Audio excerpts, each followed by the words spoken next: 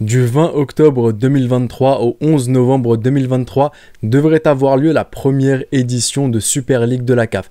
A noter d'ailleurs que ça ne s'appelle plus maintenant Super League de la CAF, mais plutôt Ligue africaine de football. Parce que l'emploi du terme Super League renvoyait à ce que Florentino Pérez voulait faire en Europe, et comme cela ne plaisait pas, alors le comité exécutif de la CAF a décidé de passer de Super League de la CAF à Ligue africaine de football. Et pour cette première édition de Ligue africaine de football, le format ne sera pas le format initial qui a émergé dans la pensée des créateurs de cette compétition, et ni le format final de la compétition. Le format final, j'en ferai une vidéo complète lorsque j'aurai plus d'informations et lorsque j'aurai mieux travaillé dessus. Mais déjà, une première information qui n'est pas susceptible de changer, c'est que dans le format initialement pensé, il y a 24 équipes qui seront dans cette compétition.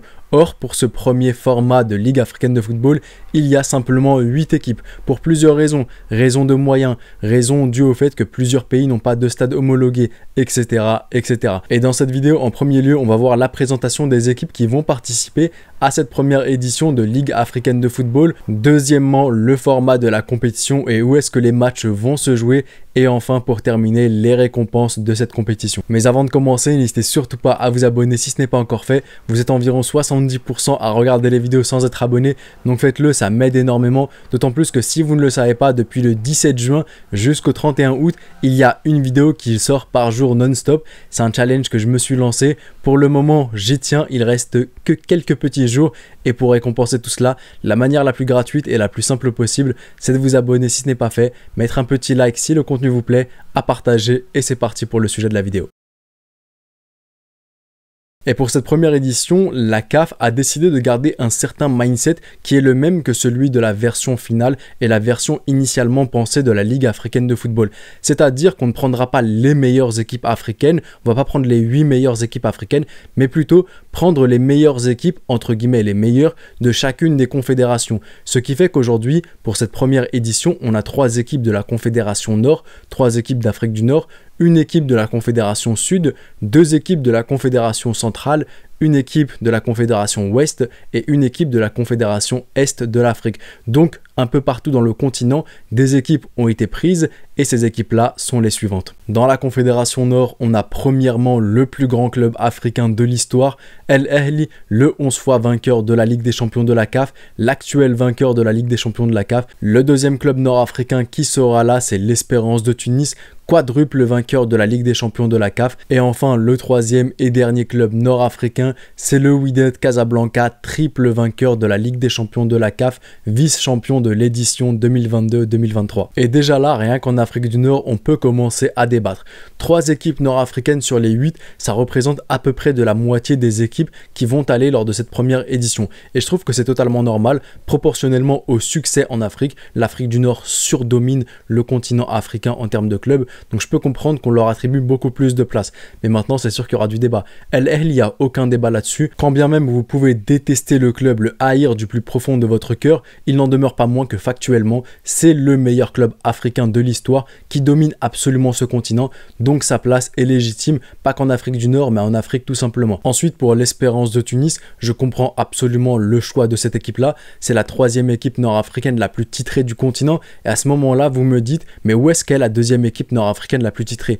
Eh ben, c'est Zamalek qui a 5 Ligues des Champions de la CAF, le 2e même le plus titré du continent. Mais le truc, c'est que je pense qu'ils sont dans l'optique, la CAF est dans l'optique de prendre une seule équipe par pays, et malheureusement pour eux, même si historiquement ça reste un très grand club de l'Afrique, quand tu es issu du même pays qu'Al Ahly, toutes tes chances sont mortes. Et pour en revenir au Taraji, à l'Espérance de Tunis, pour moi il n'y a absolument aucun débat, c'est le club tunisien le plus titré à l'échelle africaine, c'est même sur les dernières années le club tunisien qui est le meilleur à l'échelle africaine, donc clairement aucun débat là-dessus. Et pour finir avec la Confédération Afrique du Nord, et ben justement il y a le Wydad Casablanca, 3 Ligues des Champions de la CAF, et dans la même ville il y a un autre club, c'est le Raja Casablanca, 3 Ligues des Champions de la CAF aussi.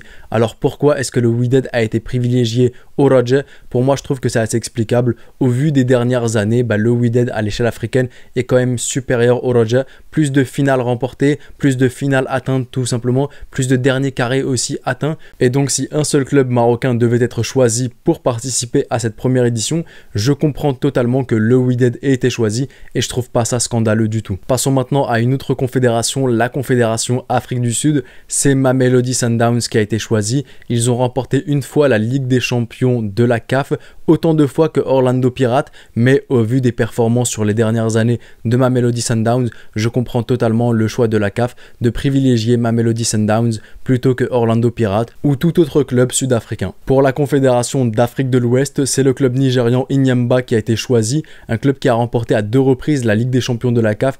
Initialement, c'était le club Horaya, le club guinéen qui avait été choisi, mais faute de stade homologué en Guinée, la CAF a décidé d'écarter Horaya et justement de choisir le club nigérian Enyimba. Pour la confédération de l'Est, c'est le club tanzanien Simba qui a été choisi et pour moi il n'y a pas de débat, c'est le meilleur club de la confédération de l'Est, donc choix totalement logique. Et enfin la dernière confédération, la confédération centrale, où on a 2 clubs, d'une part le club de la République démocratique du Congo, le tout-puissant Mazembe, le TP Mazembe.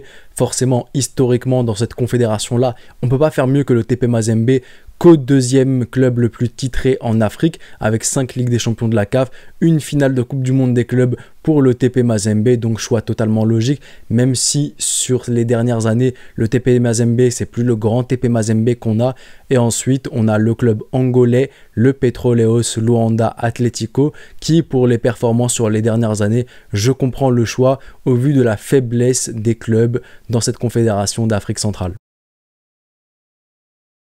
Pour ce qui est maintenant du format de cette première Ligue africaine de football, on avait 2 options qui pouvaient s'offrir, soit 2 groupes de 4, les 2 premiers passent et on arrive donc à un stade de demi-finale puis finale, mais l'option qui a été retenue, c'est l'option où on commence immédiatement en quart de finale, puis demi-finale, puis finale. Et comme vous avez pu le voir sur la miniature, il y a des équipes qui seront chapeau 1 et des équipes qui sont au chapeau 2. Les équipes du chapeau 1 sont les suivantes: El Ahly, le Wydad Casablanca, l'Espérance de Tunis ainsi que Mamelodi Sundowns.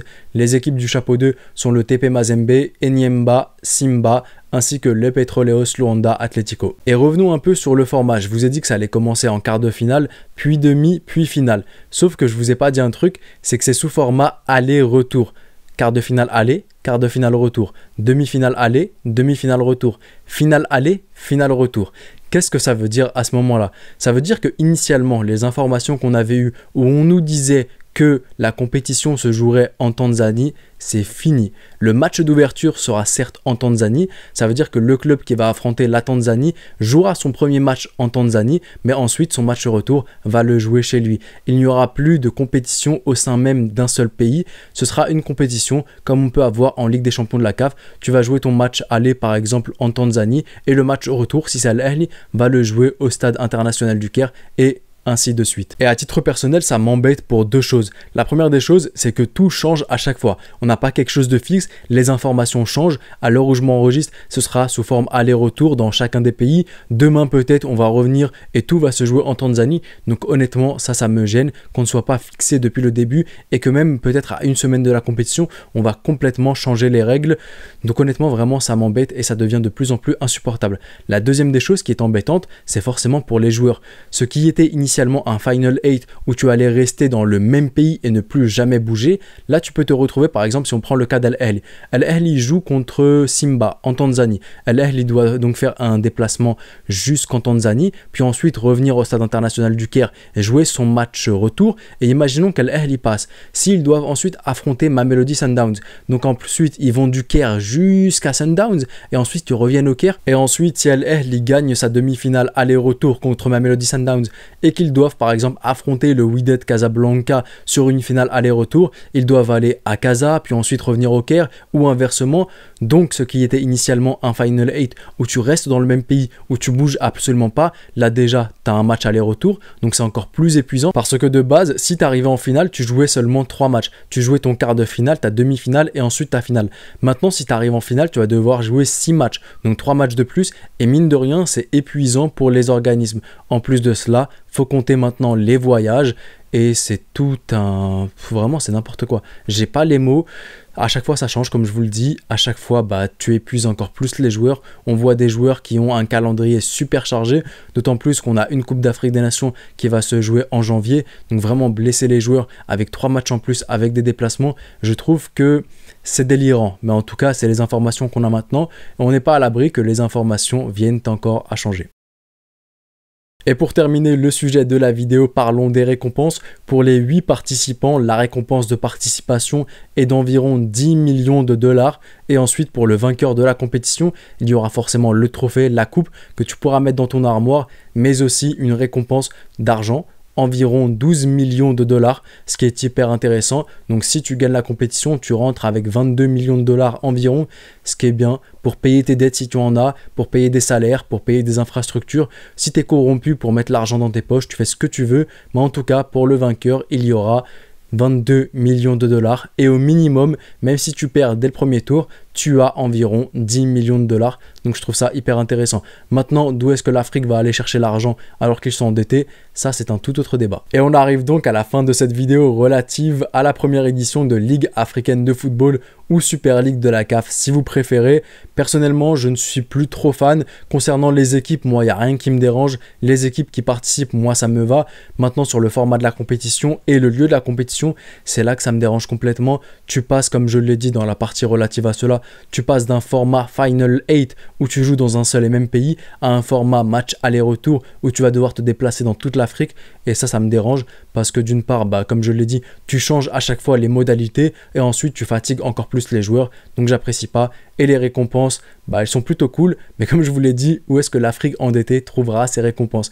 À vous maintenant de jouer dans l'espace commentaire, me dire ce que vous en pensez de cette Ligue africaine de football. Je me ferai un plaisir de tous vous lire. C'était le petit Pharaon, prenez soin de vous et de vos proches et je vous dis... Arrivederci.